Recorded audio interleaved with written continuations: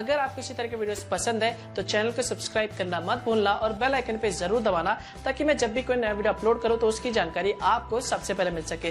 तो मिलता हूं मैं आपको एक और नए वीडियो के साथ, तब तक के लिए गुड बाय। अगर आप भी चाहते हैं कि आरसीएम म्यूजिक के वीडियो सबसे पहले आप तक पहुंचे तो लाल बटन को दबा के चैनल को सब्सक्राइब जरूर करें और साथ में बेल आइकन को दबाना ना भूलें।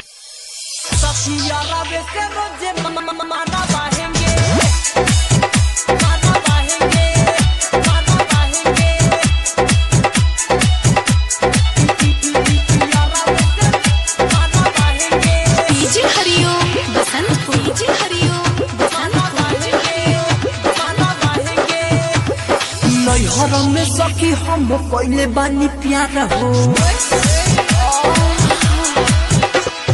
कैसे कैसे दे हम बुलाबो हम बिसारा हो।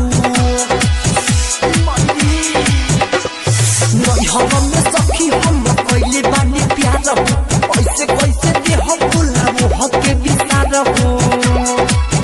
जाते ससुर हम लगा हो जाएंगे, ठीक है आय अपना राजा जी को बाहर बैठाएंगे, सखिया रवे से रोजे माना रहेंगे। अपना राजा जी को बाहर बैठाएंगे, सखिया रवे से रोजे माना रहेंगे।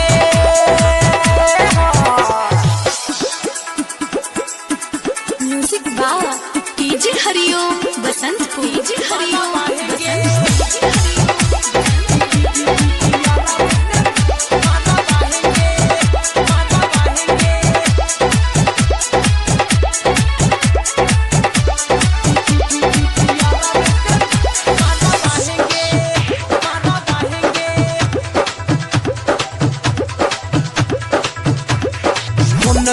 रोजो रोजो हम बतियाएंगे, पड़ेगा जब मन यार तो ससुरा बुलाएंगे। आगे सुनोगे मन पक्के रोजो रोजो हम बतियाएंगे, पड़ेगा जब मन यार तो ससुरा बुलाएंगे। काहे की यारा में बाहा पड़ी दम हो, निकले आवाज जब तुम्हारे बम बम हो। कोई पूछेगा तो भाई बतलाएंगे, आय अपना राजा जी को बाहर बैठाएंगे, सखिया रवे से रोजे माना रहेंगे। अपना राजा जी को बाहर बैठाएंगे, सखिया रवे से रोजे माना रहेंगे।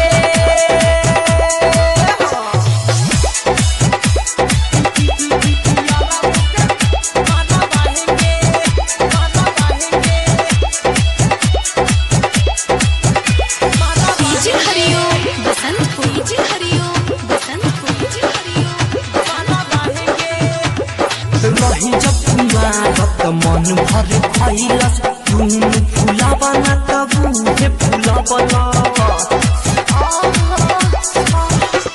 रही जब तुम्हारा मन भर खैलस, तुम फूला बना तबू हे फूला बना। गजब के फील आवे धीरज दीवाना में, देखते गुदा गुदी होला सहारा खजाना में। ओ माय गॉड साइलेंस सैया लालम को समझाएंगे,